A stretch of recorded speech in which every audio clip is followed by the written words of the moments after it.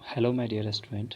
तो देखिए, class 10th quadratic equation का हम ये एक चैप्टर करने वाले हैं। चैप्टर में जिसमें एक क्वेश्चन है, उसी क्वेश्चन को यहाँ पर हम लोग सॉल्व करने वाले हैं।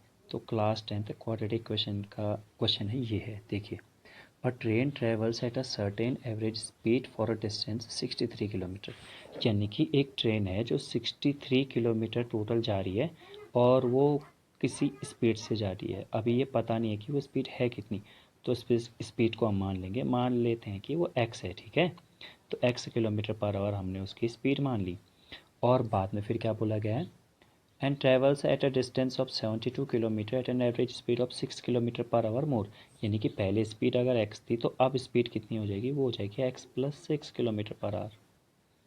इसको ब्रैकेट में रखना बहुत ज़्यादा इंपॉर्टेंट होता है, किलोमीटर पर आवर ये हुआ। तो जा कितना रही है, 72 जा रही है। अब ये बोल रहा है कि if it takes 3 hour to complete the total journey, यानी कि टोटल जर्नी में उन्हें 3 घंटे का टाइम लग रहा है। यानी कि 63 किलोमीटर जाने में एक्स की स्पीड से टाइम लग रहा होगा कुछ, यानी कि 63 अपॉन एक्स टाइम लग रहा होगा। और 72 जाने में एक्स प्लस 6 की स्पीड से भी कुछ टाइम लग रहा होगा, और टोटल टाइम कितना लग रहा है, 3 आवर। तो ऐसा ही हमें लिखना पड़ेगा। ठीक है, तो इसको हम देखेंगे। देखिए, यहाँ पर मैं लिखा है, let the original speed of the train is x kilometre per hour after increase x plus 6 kilometre per our. तो बस इतना सा लिखा है मैंने। अब देखिए फिर क्या हुआ, हमारे पास जो इक्वेशन बन के आएगी वो ये है, यहाँ से बन जाएगी हमारे पास इक्वेशन। तो ये ओरिजिनल स्पीड था, ओरिजिनल टाइम ये लगा था, और फिर क्या हुआ था, फिर 72 किलोमीटर x प्लस 6 की स्पीड से गया था, तो टोटल 3 घंटे का टाइम लगा था। अब हम यहाँ पर से क्या करेंगे, अब हम यहाँ पर से, मुझे दिख रहा है हर इन दोनों में से, केवल इन दोनों को देख पा रहा हूँ मैं, तो इन दोनों में से मुझे 9 कॉमन आता हुआ दिखाई दे रहा है। 9 7 जा 63, 9 8 जा 72। अगर आप लोग को ऐसा नहीं दिखाई दे रहा है बाय द वे, तो कोई बात नहीं, तब भी आप लोग नॉर्मल सा इसी को लेके तो भी सॉल्व कर सकते हैं। ठीक है, तो इसमें कोई भी प्रॉब्लम नहीं होनी चाहिए। अगर मैं ये बात करूँ तो यहाँ पर जो 9 दिखाई दे रहा है ना आपको, ये 9 जो है यहाँ से हट जाएगा, और ये 9 यहाँ से हट जाएगा, और वो आ कहाँ जाएगा, वो 9 आ जाएगा इस 3 के अपॉन में आ जाएगा। तो यहाँ पर ये जो 3 है ना, इस 3 के अपॉन पे 9 आ जाएगा। ठीक है, तो वही मैं यहाँ पर लिखने वाला हूँ, 3 अपॉन 9। यानी कि इसे और कैंसिल आउट कर सकते हैं हम, 3 1 जा 3, 3 3 जा 9, तो 1/3 हो गया। तो यानी कि मेरे पास हो कितना गया, ये हो जाएगा मेरे पास 1/3। अब ऐसे जब सॉल्व कर रहा हूँ तो ऐसे क्रॉस मल्टीप्लाई करेंगे और इन दोनों का मल्टीप्लाई करेंगे, बटरफ्लाई स्ट्रक्चर। ठीक है, एक इसको सॉल्व करना आप लोग को आता होगा। तो इन दोनों का एलसीएम क्या हो गया, x इंटू एक्स प्लस 6,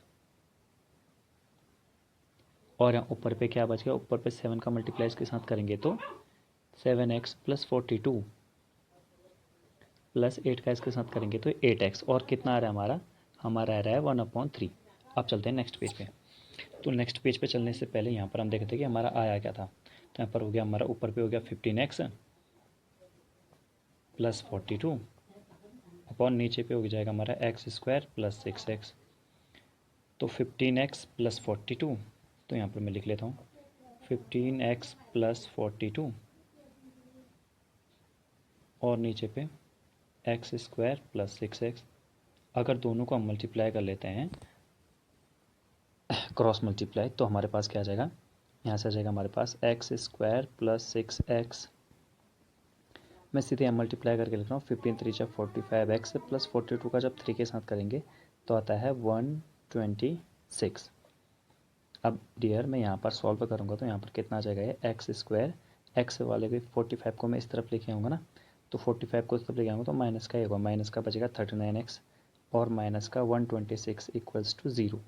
अब यहाँ पर मुझे ये पता चल रहा है कि इनका मुझे वो करना पड़ेगा, फैक्टर करने पड़ेंगे। तो यहाँ पर मैं देखता हूँ फैक्टर, एक्स स्क्वायर माइनस मुझे दिख गया 42 माइनस 3, तो 126 के फैक्टर करेंगे तो आप तब भी आप लोग को यही मिलेगा।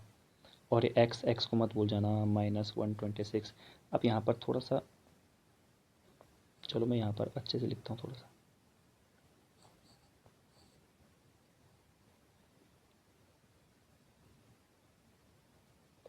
तो यहाँ पर कितना आ गया, x square minus 42x minus minus, क्योंकि ये जो माइनस है इसका अंदर मल्टीप्लाई होगा ना, तो ये प्लस का हो जाएगा प्लस 3x, सॉरी 3x है क्या, 3x माइनस 126। अब इन दोनों को एक, इन दोनों को एक करेंगे और यहाँ से कॉमन लेंगे, इक्वल्स टू में 0 चल रहा है।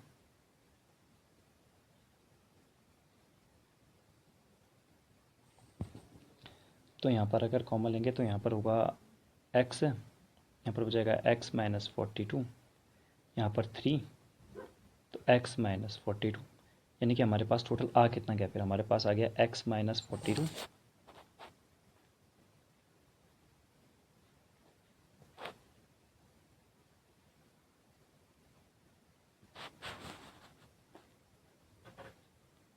x माइनस 42 और x प्लस 3। अब जब मैं इसे सॉल्व करूँगा तो यहाँ से x की वैल्यू 42 प्लस का आ जाएगी और x की वैल्यू माइनस का 3 आ जाएगी। जैसे कि आप लोग को पता है speed can not be negative, तो x इक्वल्स टू 42 यही होगा हमारा आंसर। अब हमने ये देखा कि x की वैल्यू इतनी है, तो x को हमने माना क्या था, original speed of the train, original average speed, क्योंकि एवरेज स्पीड ही बोला, तो original average speed of the train is 42 kilometre per our, 42 kilometre per our. इस तरह से हमारा आंसर आ जाएगा। Thank you.